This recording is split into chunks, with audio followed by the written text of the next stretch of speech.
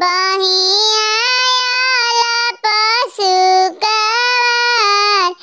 पापा मोरे देखी है तो लाजे मुड़ी गोती है जी। सभावा में सिर झुकी जस।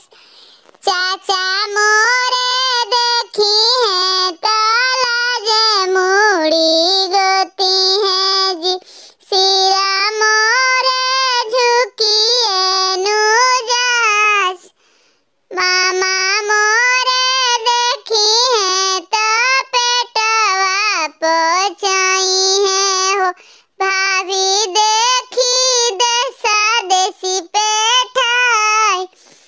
एहा पार गंगा बहे ओहा पार जमुना हो। बिचा